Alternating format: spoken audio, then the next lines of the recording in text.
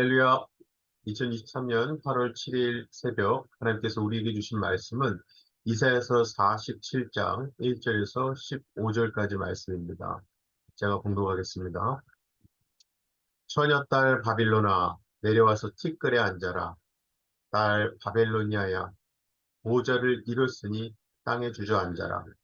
너의 몸매가 유연하고 맵시가 있다고들 하였지만 이제는 아무도 그런 말을 하지 않을 것이다. 맷돌을 잡고 가루를 빻아라. 얼굴을 가린 너울을 벗고 치마를 걷어올려 다리를 드러내고 강을 건너라. 알몸을 드러내고 내 부끄러운 것까지도 드러내 보여라. 내가 복수할 터이니 어느 누구도 나를 막지 못할 것이다. 우리의 속량자는 그 이름이 만군의 주님, 이스라엘의 거룩하신 하나님이시다. 딸 바벨로니아야, 잠잠히 앉아있다가 어둠 속으로 사라져라. 사람들이 이제부터는 너를 민족들의 여왕이라고 부르지 않을 것이다. 전에 내가 나의 백성에게 진노하여 나의 소유, 나의 백성이 곤욕을 치르게 하고 그들을 네 손에 넘겼다. 그런데 네가 나의 백성을 가엾게 여기지 아니하고 노인에게도 무거운 멍에를 메웠다. 너는 언제까지나 네가 여왕으로 군림할 것이라고 믿고 이런 일들을 네 마음에 두지도 않았으며 이후에 일어날 일은 생각조차 하지 않았다. 그러나 방탕한 여인아, 이제 너는 이 말을 들어보아라. 네가 평안히 앉아서 마음속으로 이르기를 나보다 더 높은 이가 없다. 나는 과부가 되지 않을 것이며 자식을 잃는 일도 없을 것이다 하였지만 자식을 잃고 과부가 되는 이 두 가지 일이 한날에 갑자기 닥쳐올 것이다. 너의 주술이 아무리 능하고 너의 마술의 힘이 아무리 세다 하여도 이 일이 너에게 반드시 닥친다. 네가 악한 일에 자신만만하여 아무도 나를 감시하지 않는다 하였다. 너의 지혜와 너의 지식이 너를 잘못된 길로 들어서게 하였고 너의 마음속으로 나보다 더 높은 이가 없다고 생각하게 하였다. 불행이 너에게 닥쳐와도 너의 점술이 그것을 막지 못할 것이며 너에게 재난이 덮쳐도 네가 거기에서 벗어나지 못할 것이다. 네가 생각하지도 못한 파멸이 순식간에 너에게 이를 것이다. 자, 네가 젊어서부터 부리던 마술과 여러 가지 주술을 가지고 버티어 보아라. 혹시 그것들이 너에게 도움이 될지도 모르고 아니면 너의 대적들이 그것을 보고 너를 두려워할지도 모르지 않느냐. 너는 오히려 너의 많은 조언자들 때문에 지쳤다. 자, 하늘을 살핀다는 자들, 별을 보고서 점친다는 자들, 매달 초하루마다 너에게 닥쳐올 일을 알려준다는 자들, 그들을 일으켜서 너를 구원하라고 하여라. 보아라, 그들은 검불같이 되어서 불에 타고 말 것이다. 그 불은 빵이나 굽는 숯불이 아니고 손이나 따뜻하게 하는 화롯불도 아니다. 그 불은 너무나도 뜨거워서 그들 스스로를 그 불에서 구하여 내지 못할 것이다. 바로 네가 애써서 공들였던 자들이 너에게 이렇게 되며 네가 젊었을 때부터 너와 거래하던 자들도 각자 뿔뿔이 도망칠 것이니 너를 구원할 자가 없을 것이다. 아멘. 오늘 본문은 한마디로 하나님 앞에서 교만했던 바벨론의 멸망을 예언하는 말씀입니다. 1절부터 11절까지는 멸망으로 인해 수치를 당하게 될 바벨론의 모습이 나오고요. 그 멸망과 수치를 당하는 이유를 말씀하고 있습니다. 그리고 12절부터 마지막 절인 15절까지는 바벨론을 향한 하나님의 확고한 심판에 대한 예언 말씀인데요. 그래서 1절 시작부터 패망하고 몰락하게 될 바벨론의 처절한 모습이 나오는데요. 처녀딸 바벨로나라고 하는 것은 열방 위에 공주처럼 군림하던 바벨론은 이제 그 보좌에서 내려와 땅에 주저앉게 되는 수치를 당하게 될 거라는 말씀입니다. 2절에서 3절 말씀은 지위가 격화된 바벨론의 모습이 더 자세히 나오는데요. 한때는 열강을 호령하던 바벨론이 다른 나라의 지배를 받으며 맷돌을 돌리고 곡식을 빻는 속국으로 전락하게 될 거라는 거죠. 공주와 같은 높은 지위에서 치마를 걷어올려 다리를 드러내고 강을 건너 도주해야 하는 수모를 겪게 될 거라는 말씀입니다. 그 모든 것이 하나님의 복수하심의 결과인데요. 여기서 쓰인 복수라는 단어는 인간적인 복수의 개념이 아닙니다. 이것은 사사로운 어떤 감정이 아니라 하나님의 공의의 바탕을 둔 죄악과 불의에 대한 하나님의 징계, 심판을 뜻합니다. 즉 하나님의 공의를 무시한 바벨론은 결국 그렇게 비참한 신세로 전락하게 될 거라는 말씀인데요. 특히 하나님의 이 복수와 관련해서 3절 끝에 보시면 내가 복수할 터이니 어느 누구도 나를 막지 못할 것이다 말씀해요. 즉 전능하신 창조주 하나님의 복수를 한낱 피조물에 불과한 사람이 막을 수 없다는 거죠. 그래서 하나님의 복수는요 무서운 겁니다. 누구도 막아볼 수도 피해볼 수도 없는 복수이기 때문에 그래요. 자, 그렇다면 과연 바벨론의 어떤 모습이 하나님의 이러한 복수를 낳게 했는가? 6절 말씀에 전에 내가 나의 백성에게 진노하여 나의 소유 나의 백성이 곤욕을 치르게 하고 그들을 네 손에 넘겼다. 그런데 네가 나의 백성을 가엾게 여기지 아니하고 노인에게도 무거운 멍에를 메웠다. 말씀입니다. 즉 하나님께서 바벨론에게 복수하시는 첫 번째 이유는 이스라엘 백성의 연단을 위해 하나님께서 넘겨주신 이스라엘을 바벨론이 가엾게 여기지 않았다. 즉 너무 잔인하게 대했기 때문이라는 거죠. 이것과 관련해서 역대하 36장 17절에 보면 바벨론 왕 느부갓네살이 젊은이나 늙은이, 여자나 남자, 병약한 사람이나 건강한 사람을 가리지 않고 잔인하게 이스라엘 백성들을 살육했다고 기록되어 있습니다.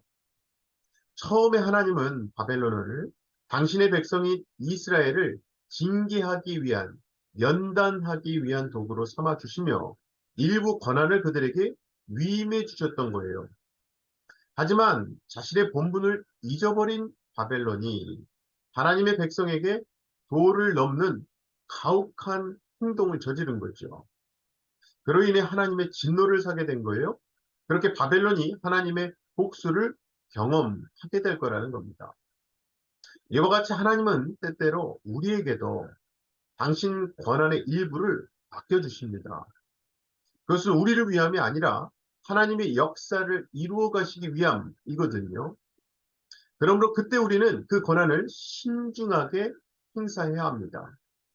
우리 안에 잠재되어 있는 본능의 열쇠가 아니라 하나님께서 주신 열쇠로 그 권한의 문을 열어야죠. 자기 중심적인 본능의 열쇠가 아니라 하나님께서 허락해 주신 것임을 잊지 않는 긍휼의 열쇠로 그 권한의 문을 열어야 합니다. 그렇지 않을 경우에는 오늘 말씀에 나오는 바벨론처럼 본분을 넘어서는 악독한 행동을 타인에게 행하게 되고요. 결국 하나님의 복수를 자초하게 됩니다. 참고로 사사기 1장에 보면 베색이란 부족 국가의 왕 아도니 베색이 나옵니다. 이 베색은 주변 국가를 정복하고 그에게 항복한 70명 왕들의 엄지손가락과 엄지발가락을 잘랐던 무자비한 사람입니다. 그것도 모자라서 먹을 것을 땅에 뿌려놓고 그 왕들이 개처럼 땅을 기어 다니면서 주워 먹게 하며 수치를 주었던 사람입니다. 긍휼을 베풀기는커녕 자기의 본능을 따라 사악한 행동도 서슴지 않았던 이 아도니 베색은 결국 유다지파 연합군과의 전투에서 포로로 잡히게 되어 그리고 자기 엄지손가락과 엄지발가락이 잘리게 되는데요. 그야말로 뿌린 대로 거두게 하시는 공의로우신 하나님의 복수하심의 결과죠. 그가 하나님께서 허락해 주신 왕의 권한을 사람을 긍휼하게 생각하는 긍휼의 열쇠가 아닌 무자비한 자기 죄의 본성의 열쇠로 열어 사용했던 것에 대한 결과였죠. 여러분, 우리 아버지 하나님은요, 긍휼의 하나님이십니다. 우리는 하나님의 긍휼히 여겨주심 덕분에 하나님의 자녀가 된 은총을 입은 사람들이잖아요. 바로 그런 긍휼한 은혜를 입은 우리이기에 우리 또한 긍휼히 여길 자를 긍휼히 여기고 불쌍히 여길 자를 불쌍히 여기는 긍휼의 열쇠로 하나님께서 허락하신 우리 삶의 상자들을 하나하나 열어 나가야겠죠. 그럴 때 우리 또한 하나님의 긍휼을 풍성하게 체험하는 은혜를 맛보게 되는 겁니다. 자, 하나님께서 바벨론에게 복수하시는 두 번째 이유가 본문 7절, 8절에 나옵니다. 그것은 한마디로 7절 시작이에요. 너는 언제까지나 네가 여왕으로 군림할 것이라고 믿었냐, 믿었다라는 바벨론의 교만함 때문이었습니다. 하지만 사실은 바벨론이 그렇게 초강대국의 자리에 오를 수 있었던 것은 하나님께서 그 자리에 세워주셨기 때문이거든요. 그럼에도 불구하고 바벨론은 주권자이신 하나님의 뜻과는 전혀 상관없이 그 권력의 자리를 자기 스스로 영원히 지킬 수 있을 거라는 교만에 빠져 있던 거예요. 착각에 빠져 있던 거죠. 그것도 모자라 8절 끝에 보면 나는 과부가 되지 않을 것이며 자식을 잃는 일도 없을 것이다 라고 하면서 오직 하나님만이 주관하시는 이 생명에 대한 권한까지 자기가 쥐락펴락할 수 있다고 착각하는 교만함까지 보이죠. 그래서 그렇게 하나님의 주권을 넘나드는 바벨론의 교만함이 결국 하나님의 복수의 상자를 열게 하는 열쇠 역할을 하게 된 거예요. 참고로 그러한 교만의 열쇠로 하나님의 영역을 열려고 했던 성경 인물 중 하나가 바로 우리가 잘 아는 사울 왕입니다. 하나님께서는 사울 왕을 이스라엘의 초대 왕으로 삼아주시고 당신의 백성을 다스릴 권한을 위임해 주셨죠. 중요한 것은 그것은 어디까지나 정치에 대한 부분이었어요. 그리고 하나님을 섬기는 예배에 대한 권한은 사무엘 선지자에게 주셨어요. 하지만 사울은 교만함의 열쇠로 사무엘의 영역을 열고 들어가서 자기의 주관 하에 예배를 드리거든요. 그것은 단순히 사무엘 선지자의 권한을 침해한 것뿐만 아니라 그에게 권한을 주신 주권자 하나님의 영역까지도 침범하는 교만의 죄였습니다. 그래서 그 결과로 사울은 왕의 자리에서 쫓기게 되는 수치를 당하게 될 뿐만 아니라 비참한 최후를 맞게 되잖아요. 자, 마지막으로 바벨론이 하나님의 복수를 경험하게 되는 이유가 본문 10절에 나옵니다. 한마디로 하나님을 아는 지식도 없으면서 자기의 지혜와 지식을 자랑하며 자기 자랑의 열쇠로 하나님의 섭리의 문을 열려고 했기 때문이라는 거예요. 잠언 1장 7절 말씀에 의하면 하나님을 경외하는 것이 지식의 근본입니다. 정말 인간의 지식, 지혜, 그 너머에 계시는 하나님을 두려워하며 하나님을 섬기는 것이야말로 진짜 지혜의 근본이거든요. 거룩하신 하나님을 아는 것이야말로 진짜 지식이에요. 지식. 이런 지혜와 지식의 열쇠로 하나님께 나아갈 때 비로소 진리의 문이 열리고 그 안에서 참 자유함을 누리는 은혜를 경험하게 되는 거거든요. 자, 그래서 이제 12절부터 15절까지는 그러한 바벨론을 향한 하나님의 확고한 심판에 대해 기록되어 있는데요. 중요한 것은 인간의 어떠한 노력도 꼼수도 하나님의 심판을 막을 수 없다는 사실입니다.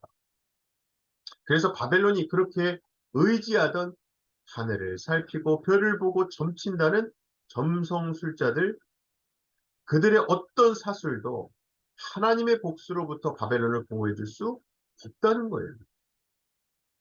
그렇게 해서 15절이죠. 바로 네가 애써서 공들였던 자들이 너에게 이렇게 되며 네가 젊었을 때부터 너와 거래하던 자들도 각자 뿔뿔이 도망칠 것이니 너를 구원할 자가 없을 것이다. 말씀. 이 세상 그 누구도 바벨론을 하나님의 복수로부터 구원해주지 못한다는 겁니다.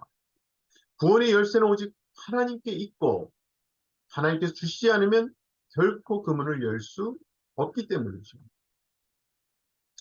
사랑하는 우리 성도 여러분, 우리는요, 하나님께서 주신 예수 그리스도의 십자가 열쇠로 구원의 문을 열게 된 사람들입니다. 죄악에 대해서 보복하시는 하나님의 공의를 온몸으로 십자가에서 막아주신 예수님의 그 은혜의 열쇠로 영생의 문을 열고 들어가게 된 사람들이죠. 그렇기 때문에 우리 또한 우리의 열쇠가 아닌 하나님께서 주시는 열쇠로 오늘이라는 삶의 문을 열어야 할 줄로 믿습니다. 아무쪼록 무자비함의 열쇠가 아닌 긍휼의 열쇠로, 교만의 열쇠가 아닌 겸손함의 열쇠로, 자기 자랑의 열쇠가 아닌 하나님을 경외하는 지혜와 지식의 열쇠로 오늘이라는 문을 여심으로 예수님께서 주시는 참 자유를 오늘도 누리시는 저와 여러분 되시기를 주님의 이름으로 간절히 축원합니다. 잠깐 기도하겠습니다. 사랑의 아버지 하나님, 참 감사합니다. 타인을 짓밟는 것 또한 마치 이 권한의 일부인 양 착각하는 이 세상, 나 외에는 다른 신이 없다고 분명히 말씀하신 살아계신 하나님을 멸시하는 세상, 자신이 지닌 지식과 지혜가 최고라고 자랑하는 이 세상 속에서 우리를 주님의 사람으로 불러주신 아버지 하나님, 그 크신 은혜에 감사합니다. 우리도 세상 사람들처럼 무자비함의 열쇠가 아니라 긍휼의 열쇠로 사람의 마음의 문을 열게 하여 주시옵소서. 교만의 열쇠가 아니라 겸손함의 열쇠로 하나님의 역사하심의 문을 열게 하여 주시옵소서. 자기 자랑의 열쇠가 아니라 하나님을 경외하는 지혜와 지식의 열쇠로 오늘과 또 인생이라는 문을 열게 하여 주시옵소서. 그리하여 우리 주 예수님 안에서 참 자유를 누리며 하나님과 사람을 바르게 섬기고 주님 안에서 함께 지어져 가는 주님의 지체들이 되게 하여 주시옵소서. 우리의 진정한 긍휼과 겸손함, 또 지혜와 지식의 근원 되시는 우리 주 예수 그리스도의 이름으로 기도하옵나이다. 아멘. 하늘에 계신 우리 아버지여, 이름이 거룩히 여김을 받으시오며 나라의 임하옵시며 뜻이 하늘에서 이룬 것 같이 땅에서 이루어집니다. 오늘날 우리에게 일용할 양식을 주옵시고 우리가 우리에게 죄 지은 자를 사하는 것 같이 우리의 죄를 사하여 주옵시고 우리를 시험에 들게 하지 마옵시고 다만 악에서 구하옵소서. 나라와 권세와 영광이 아버지께 영원히 있사옵나이다. 아멘.